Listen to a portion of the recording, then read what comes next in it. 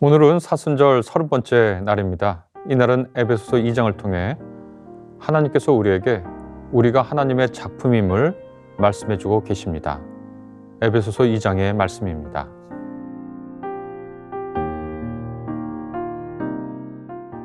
그는 허물과 죄로 죽었던 너희를 살리셨도다. 그때 너희는 그 가운데서 행하여 이 세상 풍조를 따르고 공중의 권세 잡은 자를 따랐으니 곧 지금 불순종의 아들들 가운데서 역사하는 영이라. 전에는 우리도 다 그 가운데서 우리 육체의 욕심을 따라 지내며 육체와 마음에 원하는 것을 하여 다른 이들과 같이 본질상 진노의 자녀였더니 긍휼이 풍성하신 하나님이 우리를 사랑하신 그 큰 사랑을 인하여 허물로 죽은 우리를 그리스도와 함께 살리셨고 너희는 은혜로 구원을 받은 것이라. 또 함께 일으키사 그리스도 예수 안에서 함께 하늘에 앉히시니 이는 그리스도 예수 안에서 우리에게 자비하심으로써 그 은혜의 지극히 풍성함을 오는 여러 세대에 나타내려 하심이라. 너희는 그 은혜에 의하여 믿음으로 말미암아 구원을 받았으니 이것은 너희에게서 난 것이 아니요 하나님의 선물이라. 행위에서 난 것이 아니니 이는 누구든지 자랑하지 못하게 함이라. 우리는 그가 만드신 바라 그리스도 예수 안에서 선한 일을 위하여 지으심을 받은 자니 이 일은 하나님이 전에 예비하사 우리로 그 가운데서 행하게 하려 하심이니라.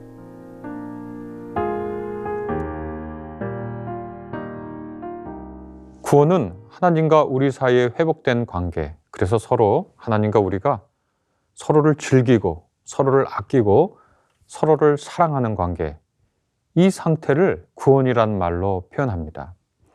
에베소서 1장에서는 바울은 하나님께서 그리스도를 통해서 만물을 구원하려고 하는 뜻이 있다라고 알려주셨고, 에베소서 2장에서는 그 뜻이 어떻게 실현되었는지를 말해주고 있습니다.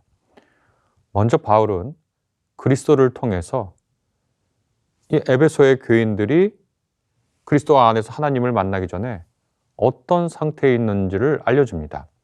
허물과 죄로 죽은 상태였다라고 에베소 교인들에게 그 전에 처했던 상태를 알려줍니다.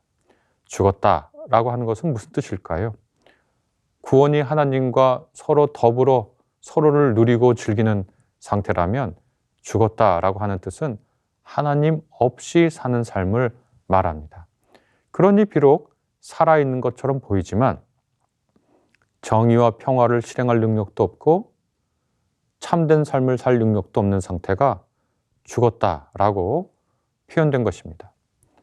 허물과 죄가 죽음을 가지고 왔는데 죽음의 지배 아래에 놓인 사람들은 삶의 갈피를 찾지 못하는 상태라고 말할 수 있겠죠. 삶의 갈피를 찾지 못한다. 그것은 이리저리 이 세상의 풍조에 따라 사는 삶이라는 것이죠. 현 세대의 질서와 방식에 몸을 맡긴 상태라는 겁니다. 그래서 결국 공중의 권세를 잡은 자, 곧 사탄의 세력에 휘둘리며 죄와 악의 권세에 굴복하며 사는 삶을 이전에 에베소 교인들이 살았고 그것이 죽었다라고 표현되는 겁니다. 하나님 없는 삶은 이리저리 그냥 저냥 사는 것이죠. 바울은 이 상태가 육체의 욕심에 따라 사는 삶이라고 말해줍니다. 곧 쾌락과 만족을 추구하는 것이 죽은 사람의 삶입니다. 우리가 종종 행복을 추구한다고 말합니다. 그런데 행복은 뭘까요?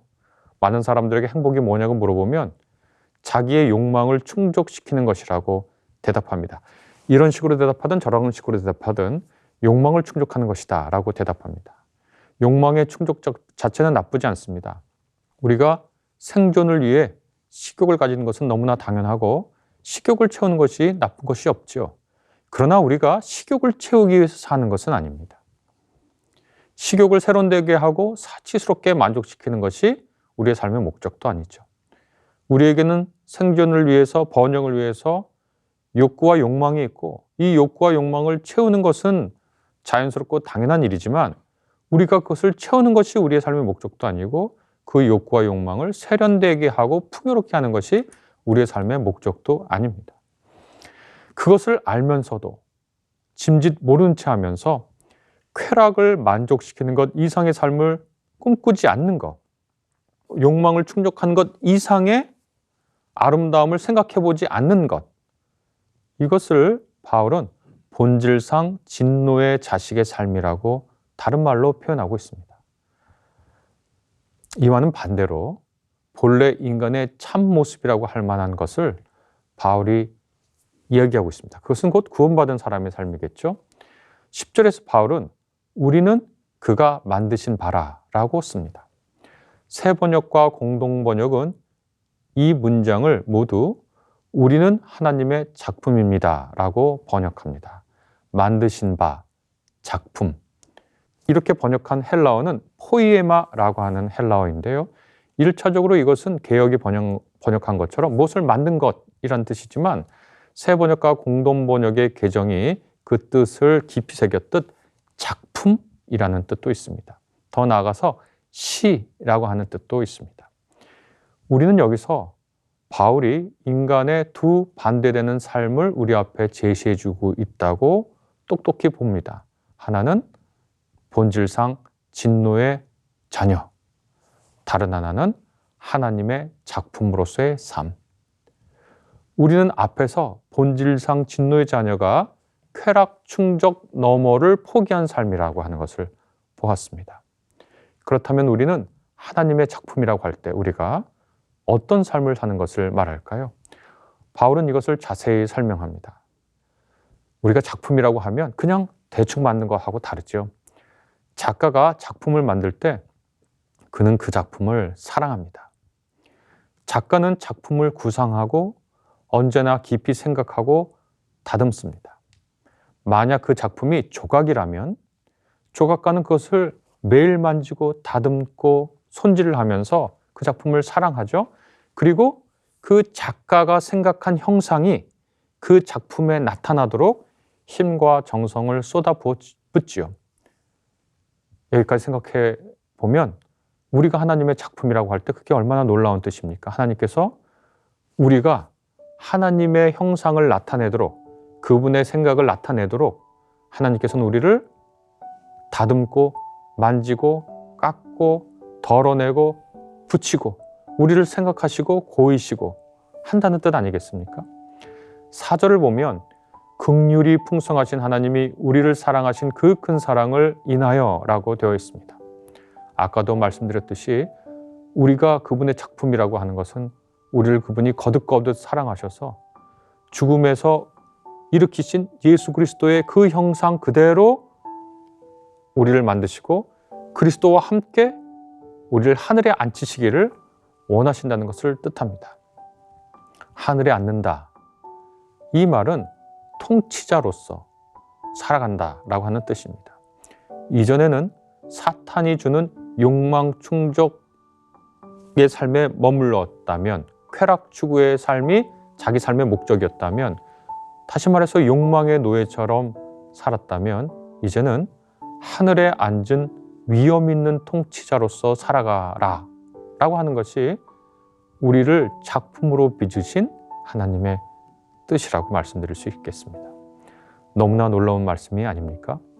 우리가 작품이 된 것, 그것도 하나님의 사랑을 받는 작품이 된 것, 그분의 선의와 능력을 받아들인 작품으로서의 우리는 믿음을 통해서 하나님의 작품이 된다고 바울이 얘기해 줍니다. 그래서 바울은 이것은 너희에게서 난 것이 아니요 하나님의 선물이다 라고 우리에게 밝혀줍니다. 아무것도 자랑할 것도 없고 누구도 내세울 것이 없습니다. 하늘에 앉은 위엄과 품위를 지닌 그리스도와 더불어 하나님의 뜻을 이 땅에 펼치는 것이 본래 그리스도 예수 안에서 우리를 향한 그분의 뜻이었고 그 뜻을 이루는 것이 바로 하나님의 작품으로서 사는 삶이라고 우리가 생각할 수 있습니다. 우리 앞에 두 삶을 바울이 내놓습니다. 하나는 욕망 충족의 삶이 전부라고 생각하는 본질상 진노의 자식의 삶이 있고, 아니면 우리를 그리스도와 더불어 하늘에 앉히신 하나님의 작품으로서의 삶이 있습니다. 오늘 우리는 어떤 삶을 선택해야 할까요? 우리를 향해서 너는 나의 작품이다 라고 말씀하시는 하나님의 음성에 귀 기울입시다. 우리 같이 기도하겠습니다.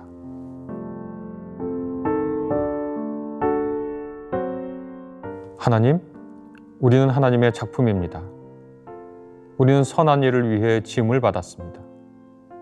우리는 죽음에서 그리스도와 함께 일어나 하늘에 앉아 품위와 위엄을 갖춘 통치자들처럼 있습니다. 이 모든 것이 하나님의 선물임을 우리가 믿고 고백합니다. 본질상 진노의 자녀로 그저 자기 욕망이나 충족하는 것을 삶의 전부로 알고 살던 것에서 우리를 구원해 주시니 감사합니다. 주님이 예비하신 그 사랑을 기꺼이 누리고 주님 안에서 행복하겠습니다. 주님 감사합니다. 예수님의 이름으로 기도합니다. 아멘.